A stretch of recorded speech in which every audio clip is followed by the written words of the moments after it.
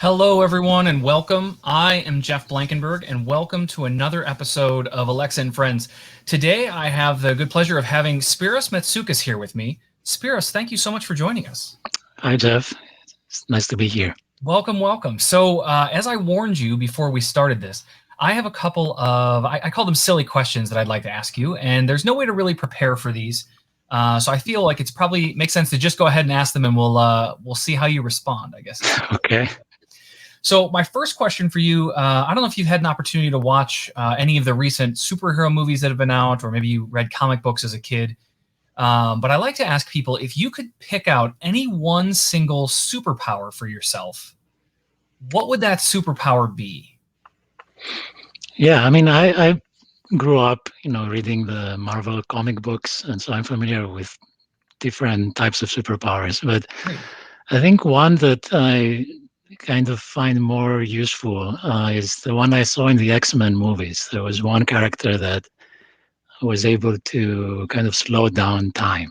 I don't remember the Oh, name of the character now, but so if let's say I could do that, then it seems that I could do a lot more things and be able to manage time much better in general. yeah. So Yeah, I feel that with time lately. Time has been escaping me very quickly, and I wish I had more time to catch up on things.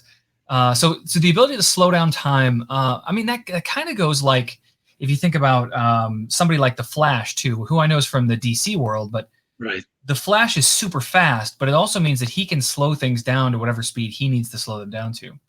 But in either case, I think slowing things down in general is probably something we could all appreciate. yeah. I like that. Anything specific that stands out to you? Is are you just behind on things, or what's the Well, I mean reason? that's I think that's a continuing challenge, right? There's a lot of stuff to try to do, but also there are these cases where you want to slow things down to enjoy the moment in that time, right? I think, again, I feel time management is very appealing. Yeah, I'm very intrigued in general by anything that relates to time travel and the paradoxes associated with that. But anyway, we're not going to go there too No, deep no, now. I But love this. This is the best part of the conversation. I love it. All right, so I have one more for you, and this always involves telling a short story before I make you make a decision. And so I want you to imagine you're in a large city, maybe like Seattle or New York City, and you know the place that you are going to. Maybe it's a restaurant. You're meeting some friends.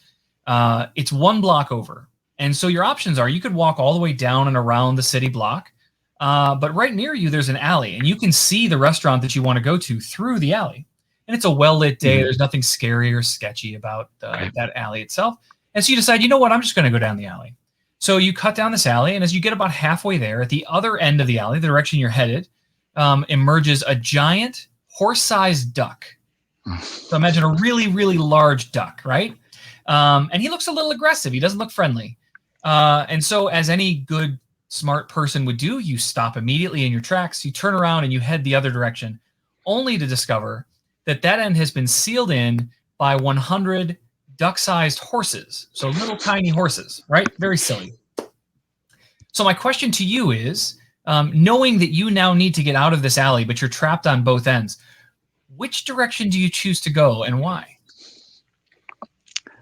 well, that's a very interesting problem. I think I would choose probably the duck. I'm assuming that I will be able to sort of move a little bit faster than the duck and get away. I'm not confident I would do well against a lot of small, horses. So Right. we also, in Greece, where I grew up, we have a saying. We say, it's better to be eaten by lions than chickens. So, so if any, if the duck, grabs me, and probably it will be a quick thing. I won't have to suffer too long. So Well, that's good. That's good. That's very good. Yeah, I can agree with you on that. That seems like the safer bet, I think, in most cases. I just realized I was looking at the stream here, and it looks like we were having a couple of issues with a little bit of the stream. Hopefully, I fixed that.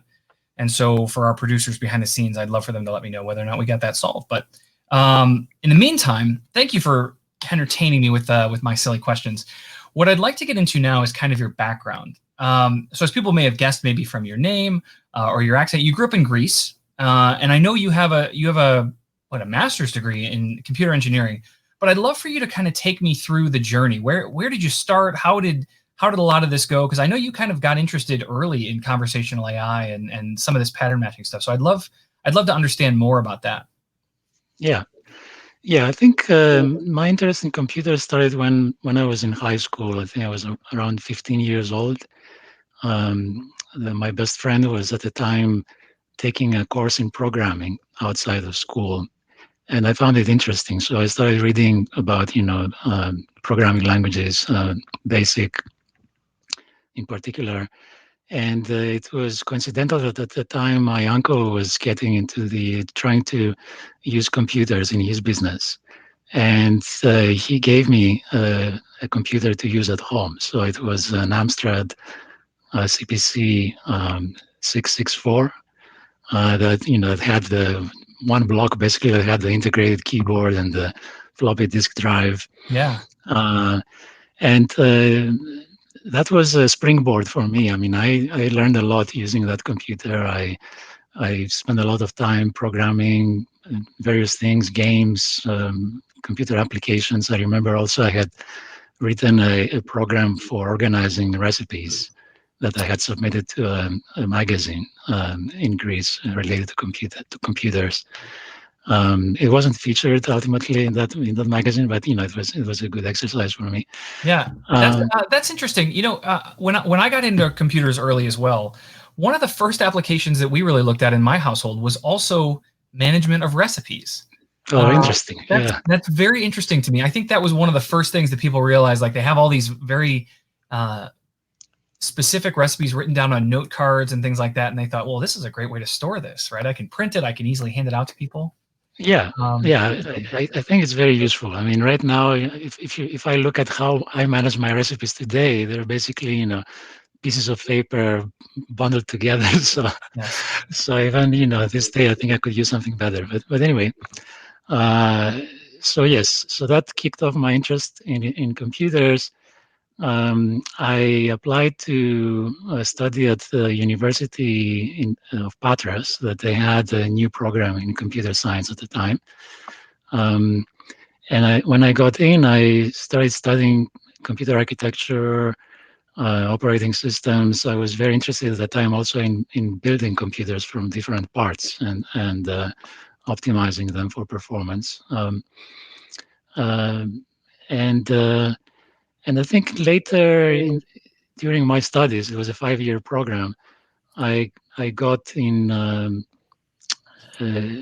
touch with more artificial intelligence. So there was a course I was taking at the time on pattern recognition, and I went to the library and I came across a copy of the Byte magazine that was featuring an article about natural human-computer interfaces.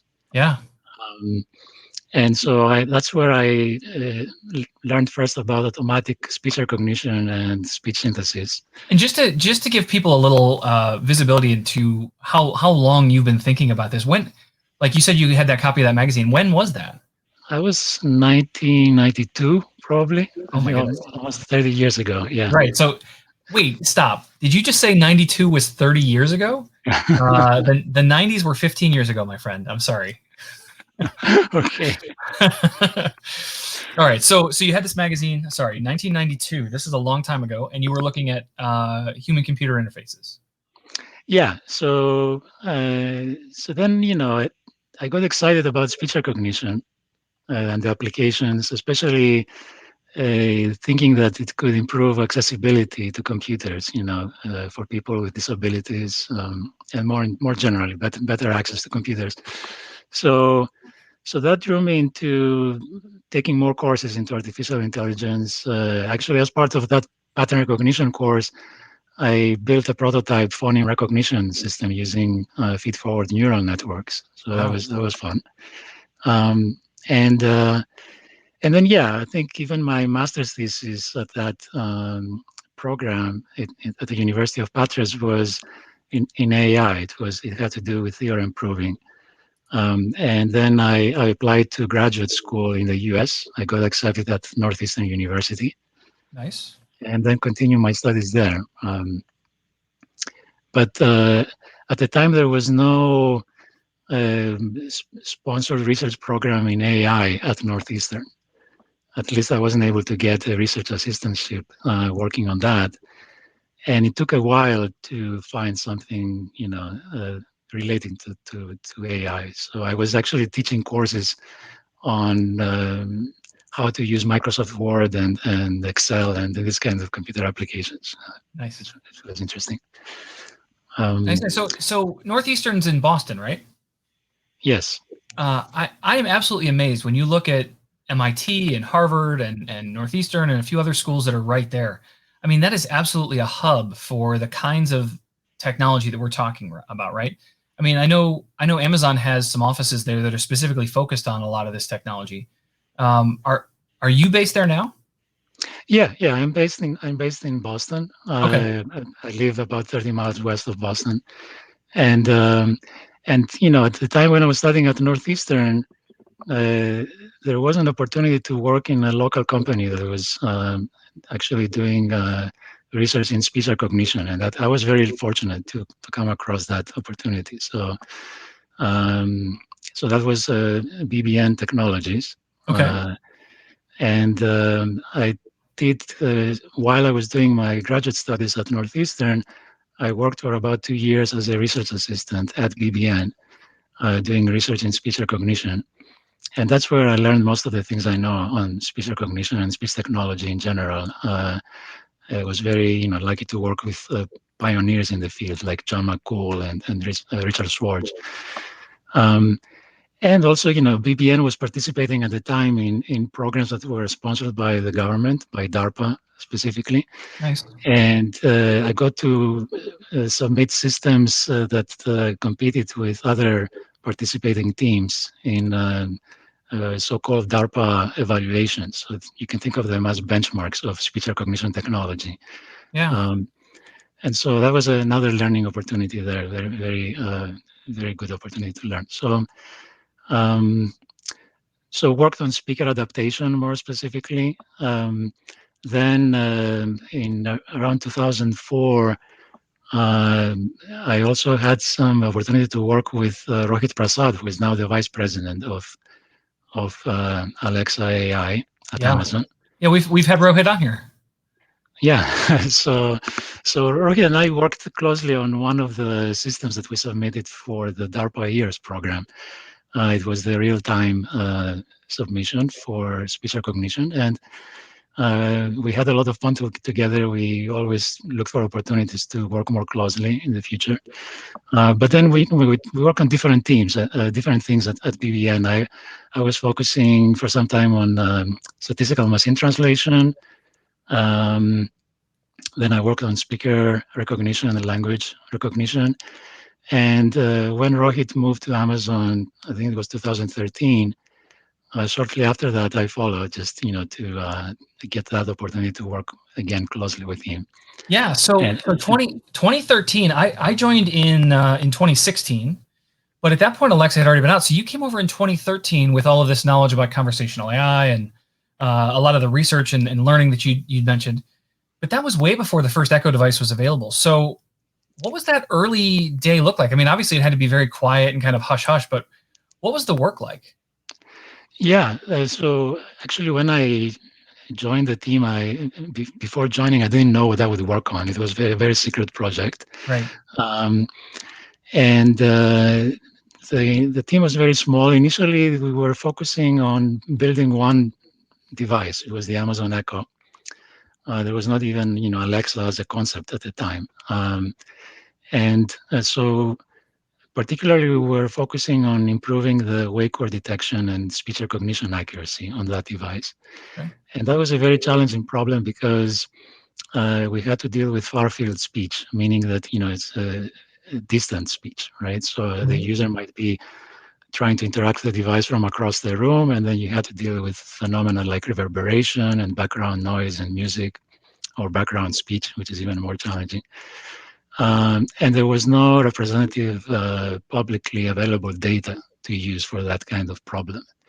So we had to work a lot on signal processing algorithms, on improving robustness of the system, and we also had to innovate in terms of collecting, devising a methodology to collect representative audio data for building our models, So and that was very effective. if I can dig into that a little bit, so that's interesting. You're looking for data that is basically you're looking for a collection of recordings that are using this kind of distant sound, right, where people are far away from the microphone potentially. And you're saying you guys had to go basically collect that yourselves. What's the process like for something like that? Well, in this case, we had to basically try to recruit people that would come in a certain place and interact with the device based on some guidance that we provided. We didn't want to give them too strict, guidance on what to say and how to say it, so that it's more like natural speech. Um, and then collect from different devices in different placements in the room and so on. So that's what was amazing about the process was that we moved very quickly, and that was the first instance where I saw Amazon in action, right? Being able to take an idea from a conceptual stage into actual large scale project that we worked on very, very rapidly. So that was a lot of a Very learning cool. experience. I would bet that sounds incredibly interesting to me. I have a side question for you, out of just curiosity. You mentioned that early on you were working on Echo and wake word detection and that kind of stuff, but that Alexa wasn't really a thing yet. It wasn't part of the project that you were working on.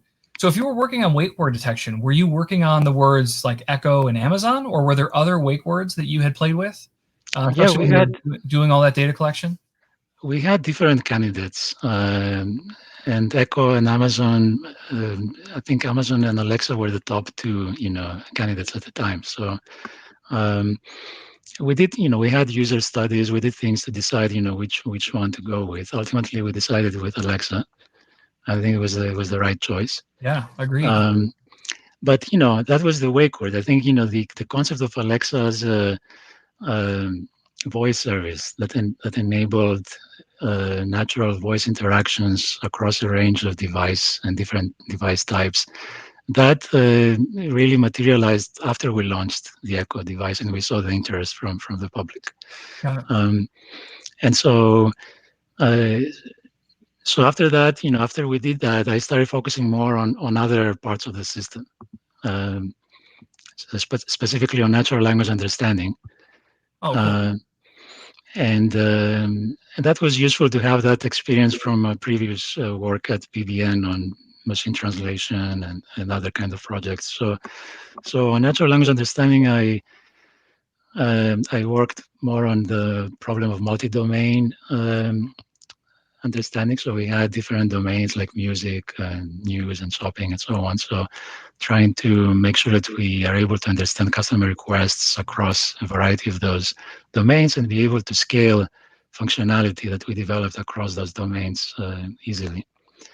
And I also worked on more data efficient learning techniques in that space. So Okay. techniques like active learning to select the data that is most impactful for learning purposes, transfer learning to be able to develop natural language understanding for new skills or new functionalities without requiring a lot of manual data.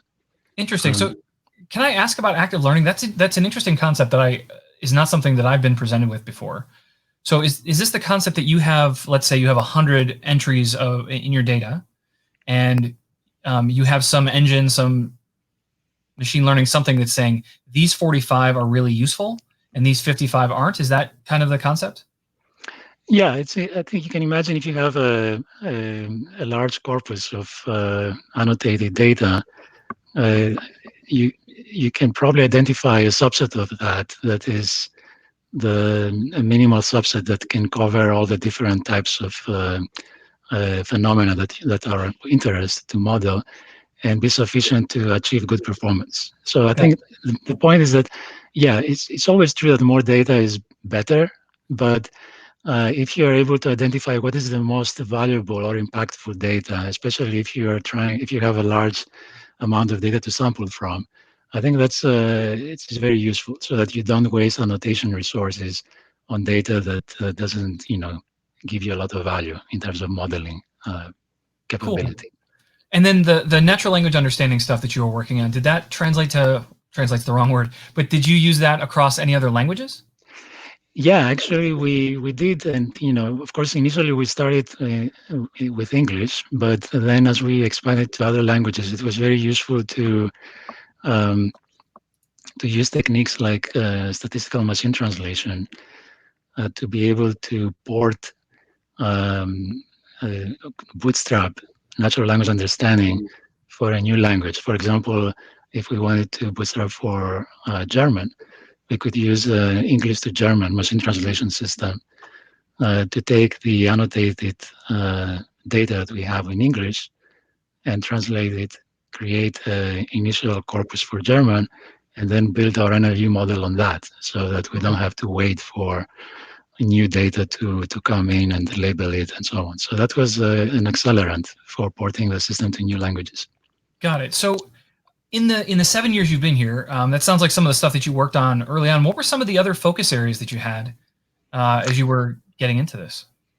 Yeah, there were actually, I was fortunate again to work on a lot of interesting problems so far at Amazon. So besides natural language understanding, I spent some time working with a team on developing our speaker recognition technology, Oh, okay. which is now enabling Alexa to provide personalized responses to customers who have enrolled their voice. Yeah, I see that all the time when I say play my music, and it does, and it knows that it's me and it's my music library, not my wife's or my children. Right? That's great. Yeah, and sometimes Alexa greets you with your name if you Mhm. have enrolled, right? So that's it's a small thing, but it makes the system a bit more natural to interact with. Yeah.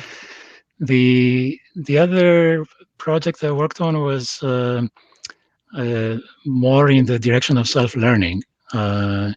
So trying to basically, rather than relying on manually annotated data for all our services, try to improve the accuracy of our machine learning models using customer interactions and feedback that we extract from those interactions. Um, and one particular problem that was interesting to me in that is how do you know whether the customer was satisfied with an action that Alexa took, right? What are the signals that are indicators of um, customer satisfaction or dissatisfaction, and how can you use that to improve the system? Got it. And So so, are you relying on things like sentiment analysis for that, or what are the tools that you use to think about that? sentiment is one aspect, but there's some easier kind of indicators to identify. For example, if uh, you ask Alexa to do something and Alexa provides a response, and then you barge in to interrupt the response and rephrase your request, that can be an indicator that maybe you want something else, right? And Interesting. it doesn't necessarily have to do with the sentiment, but if you can also extract the sentiment of the request, then can be additional information to use. That makes sense. Cool. Um, so more recently, I've been working on the problem of selecting what is the best skill to respond to a customer request among thousands of skills that we have in the system. Right. And so that's a very interesting and challenging problem because you have to be able to do that um, with skills that are overlapping in functionality. You have to be able to leverage the context around the request, like what was the device doing at that time, what were the device capabilities, what was the preceding customer request and response from Alexa, and use all of that information to find among the thousands of skills which one is the most relevant and they want to provide the best response to the customer. Right. I mean, it's a good problem to have, right? To have thousands and thousands of skills available to customers. But I imagine that creates a very difficult problem for you because now you have to figure out how to serve the right one at the right time to the right person. Yeah, exactly. And you don't want the other issue is that customers don't know all of these skills, right? And so, I mean, it would be easier problem if they could reference them by name, right? And they can do that. They can say, Alexa, ask skill name to do something, right? Right.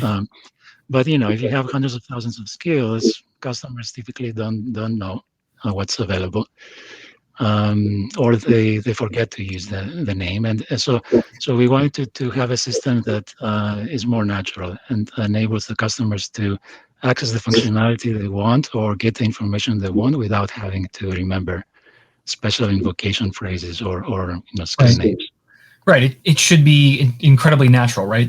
They should be able to say things the way they want, and if that somehow leads them to a skill, then it should. Exactly. Yeah.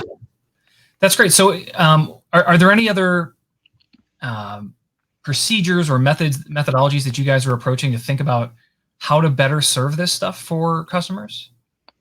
Yeah, I mean, the other problem with this, with the fact that there are so many skills, is that the discoverability, right? So basically, how do we help customers know what Alexa can do for them? What are the skills that can help with their goals? And so, besides, the natural interaction that I mentioned earlier, where customers can just ask for the functionality and we find the relevant skill automatically.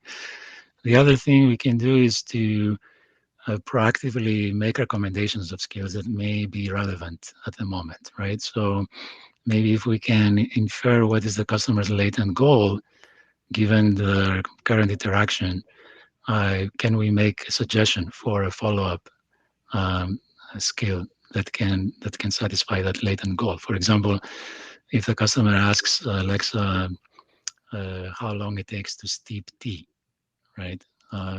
Then maybe they're doing that because they want to set a timer. So Alexa could not just respond with the time, maybe can say, okay, yeah, it takes about 5 minutes to steep tea, but also offer proactively to set a timer for that Yeah, duration. that makes sense. So you're kind of inferring what their ultimate goal is, even though that wasn't what they indicated. They just wanted to know how long you should steep tea. But it's clear if you're asking that question, you probably want to steep some tea, and because of that, offering a timer that for that amount of time makes a lot of sense. Yeah. So we have a system in place that is we're developing to do this. Try to identify those opportunities and basically based on some inference of the latent goals of the customers, and that's also another interesting opportunity for learning from customers' interactions, because let's say if you make a suggestion and it's not a helpful suggestion, you can learn automatically based on the customer's interaction to suppress it in the future, right? So that you don't always surface the same experience unnecessarily. That's clever. That's smart. I like that. So I guess the next question is then, like, how are you thinking about customer feedback? How do you take that into account when they're interacting with all of these skills? Yeah, so there are different forms of feedback. I guess, the one that I mentioned earlier also is more like implicit. So let's say the customer asks for a request and then they don't get what they wanted. So they interrupt Alexa's response and they rephrase the request. So from this pattern of, two back-to-back requests, where one may be a reformulation of the other, we can learn to rewrite certain requests, especially if the second time led to a successful outcome, right? So let's say one example is if, let's say, the customer was asking to play the ABC song, and Alexa didn't know what it was, and then the customer played the wrong song, and then and the customer rephrased the request and it said play the alphabet song.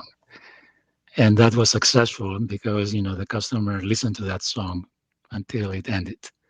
Got it. Then from that sequence of interactions, especially if it's a pattern that is common across different customers, Alexa can infer to automatically rewrite the play ABC song to play the alphabet song. But Right? that's based on a larger number of interactions, right? That's not something that would change based on one or two. Because I would imagine, again, being a developer, thinking about those weird edge cases, there's someone that said play the ABC song and Alexa wasn't able to do it, and then they said, all right, so instead play AC/DC, right, or some other artist or band, You wouldn't want to then map that to the ABC song. I think that might be weird. But you base that on a much larger set of data, I assume. Correct. Yeah, it's an aggregate form of learning. You're trying to see, what are the gain more confidence in the inferred um, substitution, let's say, that you get from these interactions by looking across customers and across time. Very cool. So do you find that this is a valuable process to think about this kind of learning? Like how many misses does it help offset later, I guess? Well, I mean, so right now this system has been in production for over a year now, and it corrects millions of errors that result from Alexa mishearing or the customer, or from customers, misspeaking their requests, right? And so I think we estimate that about 16% of the defects in Alexa are corrected automatically using this technique. Wow. And usually it takes just a few hours to identify a defect, again, if it's a common pattern across customers. Sure. And correct it, versus, let's say, weeks that it would take if you had to use the traditional supervised learning techniques. And I think it's safe to assume this based on the scale we're talking about, but this doesn't require any human intervention, right? Correct. Yeah, this is fully automatic. That's the beauty of it. So you don't have to have a human in the loop to validate the system. And as I mentioned earlier in the example I gave before about the proactive recommendations for skills, even in this case, if let's say Alexa has learned a substitution that seems bad based on negative customer feedback, implicit or explicit, then it can automatically also suppress that using some bandit algorithms.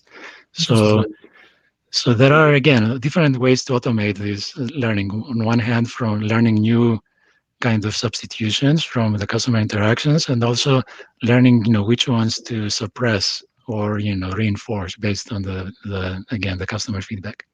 Yeah, and I would imagine things trend and change over time too, right? Like just the words that people use and the meanings that they put on those words can change over a period of time, and so it's very possible that all of a sudden you start recognizing new patterns, new requests, new word orders that ultimately lead to these things. And so over a small amount of time, I would imagine, you're able to start accommodating things like new slang words and stuff like that to match what they're actually requesting.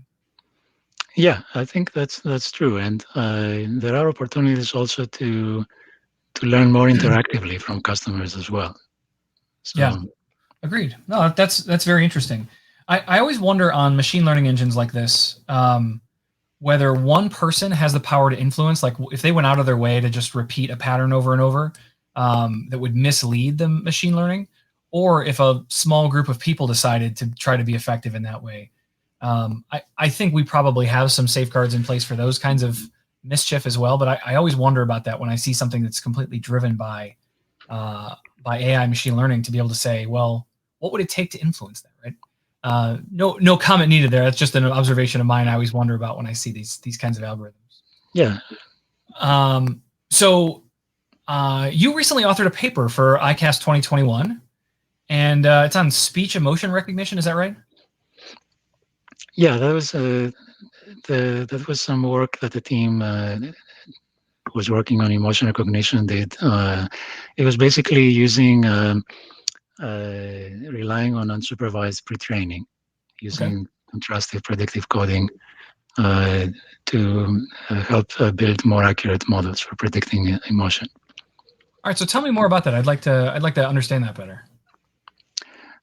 Yeah, I mean, emotion recognition is useful in general as an area for conversational AI. If you can think about, conversational AI agents that are successful interacting with humans, I think they need to be sort of more emotionally aware, or having this so-called, artificial emotional intelligence, right? So in the applications that we discussed so far, a conversational agent could use emotional state of the user to be able to extract information about their sentiments. For example, maybe when they make a request, Are they, for example, frustrated, right? Could it be because the agent didn't hear them properly when they're trying to invoke in a previous interaction, or if, let's say, the response that the agent provided in the previous interaction was not accurate or relevant, maybe that caused the frustration. So being able to detect that is very useful. It's also useful to be able to reflect that emotion in providing responses. So, for example, uh, when communicating sad news, that where you would expect a customer to react with a certain type of negative emotion, it's better to use appropriate tone. Um, and especially in the field of open domain conversational AI, as the one that we have in the Alexa Prize competition, where we have the social bots that university teams are developing, and for that program, I can't imagine that you can have an engaging conversation with a social bot for 20 minutes or more if the social bot doesn't have that ability to understand emotion and reflect it properly. Okay. We actually have a question from the audience, if you don't mind.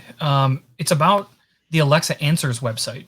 They said they spend some time each week on Alexa Answers, and they wondered what the meta learning is on patterns of questions kicked over to answers. Like, what are the mechanisms that make a question land over at the Alexa Answers website, and how do we measure or manage the patterns of answers that we see there? I think there are lots of the problem with question answering is that there is a very long tail of questions, and it may not be feasible for a system to know the answer to all the questions, right? So the idea behind Alexa Answers is, how do you enable customers to receive answers to their questions, um, at some time, like basically, even if, let's say, the first time Alexa doesn't have the answer, can it automatically do something to make sure that the answer to the customer's question is collected and surfaced at a later time, right? So that's basically a detection pattern, trying to figure out what are the questions that were not that we didn't have answers for, or that we didn't have answers that were satisfying to customers. We have a mechanism, for example, to ask for customer feedback. You may have noticed Alexa sometimes asking, did that answer your question, right? And based on that feedback, Alexa can know which responses were satisfying or not. And then use that data over time to identify what are the areas of opportunity and where some human in the loop could be able to provide answers to cover that space better. Very cool. All right, so I apologize. I thought that was an interesting question that I wanted to drop in there, but we were talking about the measuring emotional reaction and that kind of stuff. What are some of the bigger challenges you find with measuring customers' emotional reaction and responses? I think the problem in general with this space is that there isn't a lot of representative labeled data with emotion. And so, again, you need to innovate in terms of developing algorithms that can learn from unlabeled data as much as possible. And the ICAS paper is one example of an approach that does that, right? So the other the other challenge there is to do with, even if you had, let's say, lots of resources to label data, labeling emotion is kind of subjective. And it's also not very scalable, or may not be feasible for customer privacy reasons. Sure. So that's where, again, relying more on self-learning techniques, I think, is important. Being able to, learn from online customer interactions and back propagate those learnings to all the underlying components, including the emotion recognition, to optimize that over time. All right, so specifically around this emotion recognition, we have a couple of more questions that I'd like to ask. The first one is about they say that they're fascinated by speech emotion recognition, and they said they think there's a long way to go with like witty answers and sarcasm. Can you talk about that a little bit? Because I would imagine detecting sarcasm is hard. It's hard for humans, so I would imagine it's probably difficult for computers as well. Yeah, I don't think we're there yet. I mean, this is very challenging problem, um, and I think right now the technology is more basic stages where you can detect what we call like activation, like what is the intensity in the emotion, and valence. Is it like a positive sentiment or negative, right? And Got it. there may be gradations in between. So to go from that to something more, like say, esoteric, like the sarcasm and wit, I think we have a long way to get there. Sure. Do you think that there's a pathway there though? Like that's something that certainly is possible. It's just a matter of having the right training data or being able to identify patterns that maybe we don't yet identify.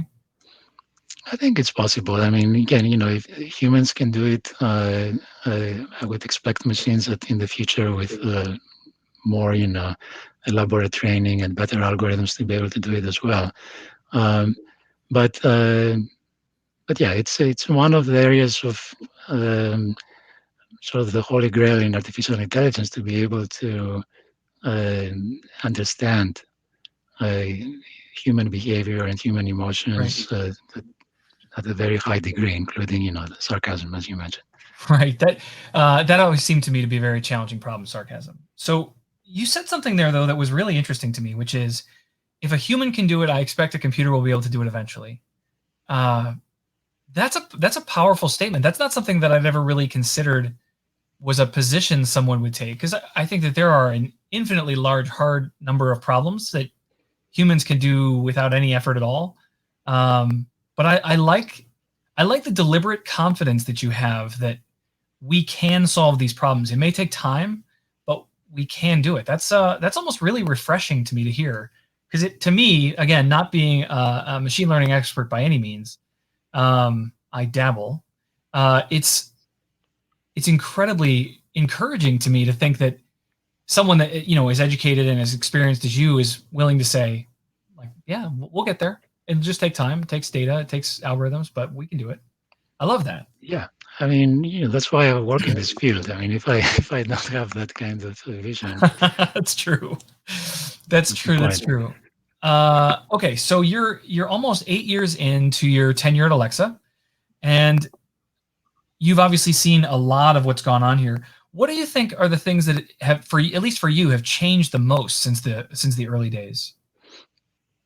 Yeah, it's quite different actually. In the early days, we used to focus on more foundational things, like we were building one device, as we said, the Amazon Echo. Um, it had a small number of skills that we developed internally, and we were trying to make sure the device worked well around those skills and for most users. So the main challenge there was getting the right type of data and learning from it quickly. Whereas now we have Alexa enabled in many languages, lots more customers and data that we can get um, through a lot of different types of devices developed internally and externally. Yeah, There are thousands, hundreds of thousands of skills. So it's a much bigger space.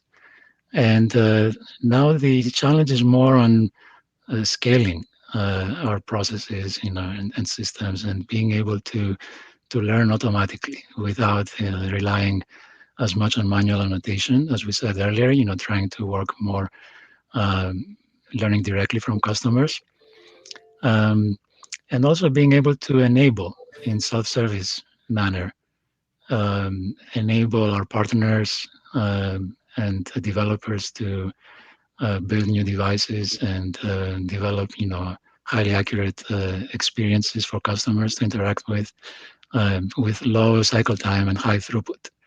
Um, so the other sort of difference between back then and now is our team has grown in size also, right? Alexa is a much bigger organization than it used to be. It's sometimes more challenging to know what its team is working on within Alexa, right? So how do you communicate effectively? keep in touch with all the work on the ground, and avoid redundant work as much as possible.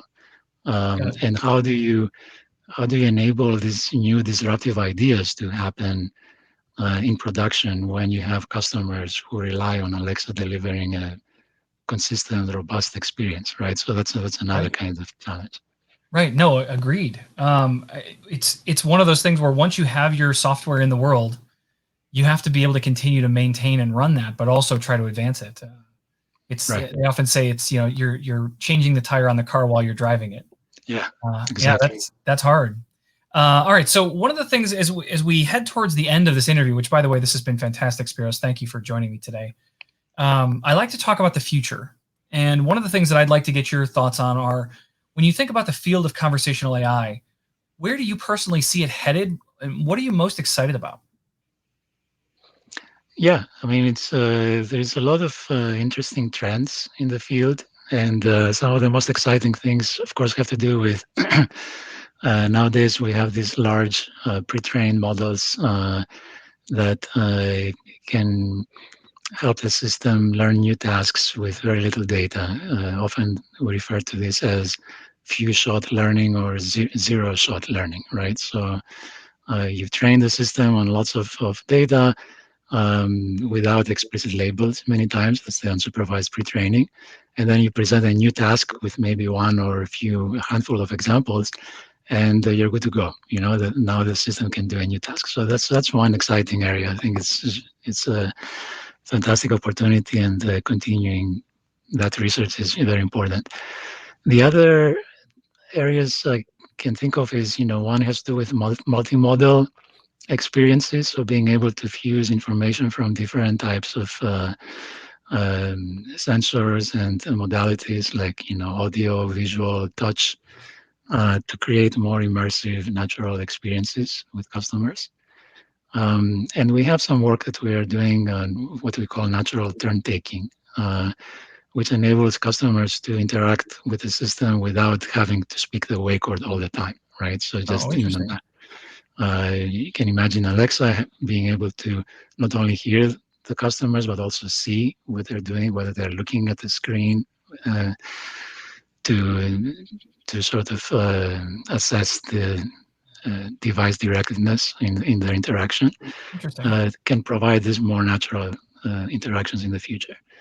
Um, Another one is we talked a lot about self-learning earlier.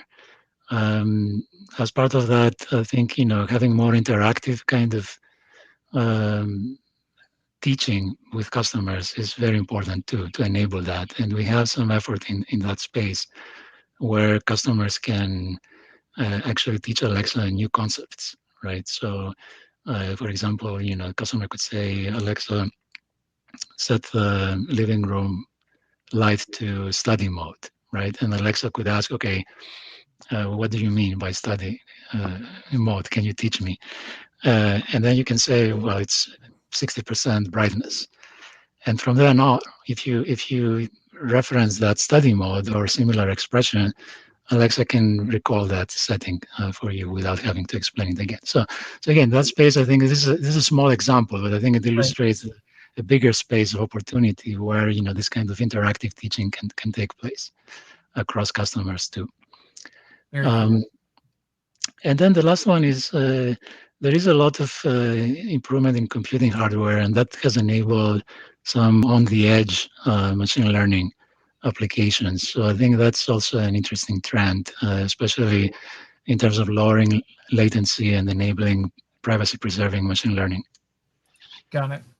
Very, very good. So a little backstory on me, because you and I have really never had much opportunity to speak before this interview.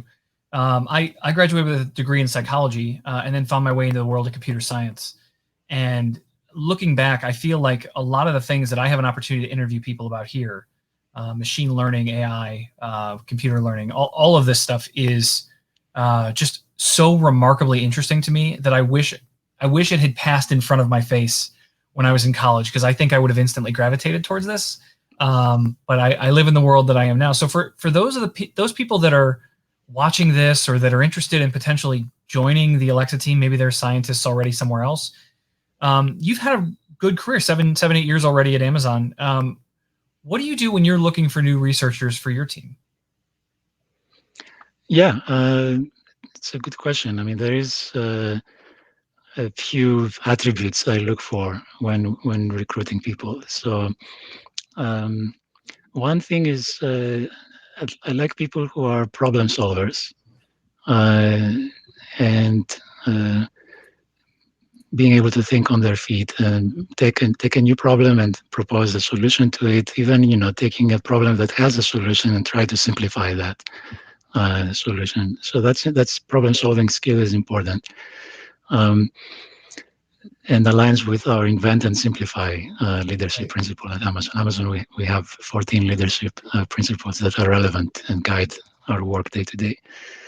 Another attribute is what we call the builder mentality, right? So being able to not only be strong on the theory, but also on the practice, and have enough knowledge about computers and how computers operate to be able to quickly optimize your algorithms. And I find that it's very helpful, besides machine learning, to have some background in computer science, especially analysis of algorithms, computer architecture, software design. It helps quite a bit. Other is, being able to dive deep.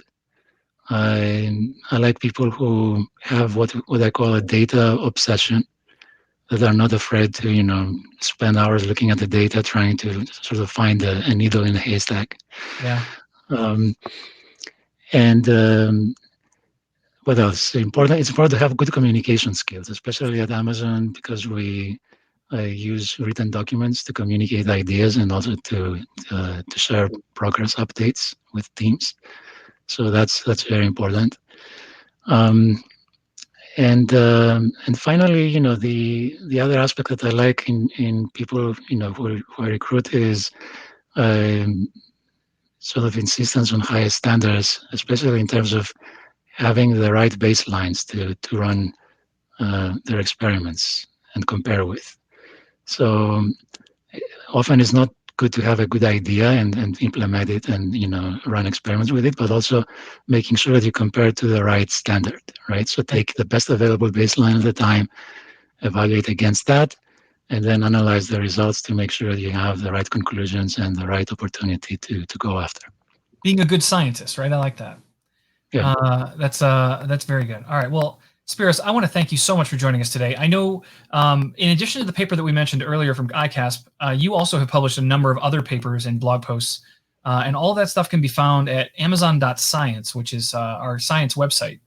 And I know that we're sharing a few of the links here in the chat, so if any of you would like to be able to check some of that stuff out, if you missed any of the links, I think we'll also provide a link to amazon.science here in just a moment. But feel free to visit the website and learn more about the science that drives Alexa, as well as a lot of the other research and initiatives that we're working on at Amazon. So Spyros, I want to thank you so much for being here today. I learned a lot from you, and I hope our audience had an opportunity to learn a few things from you as well. Thank you. I enjoyed the conversation. Certainly. So again, thank you guys all for tuning in. You can find Spyros and the rest of the Amazon Science team at amazon.science.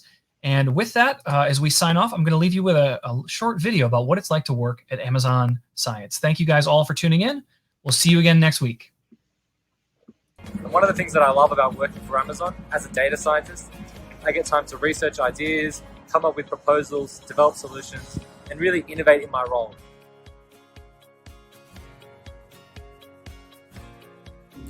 Hi there, my name is Kaylin Lee. I am a data science manager at Amazon. I lead a team of business intelligence engineers, data engineers, and data scientists, and we provide scientific and analytical solutions to serve Alexa music initiatives. My name is Konstantinos Papagiannis. I'm an applied scientist and I've worked in the Alexa HML team for almost 2 years now. My name is Jindy. I'm an applied scientist in Amazon. Now I'm in Prime Video Finance team. My name is Patrick. I'm a data scientist in Amazon's networking team based here in Sydney.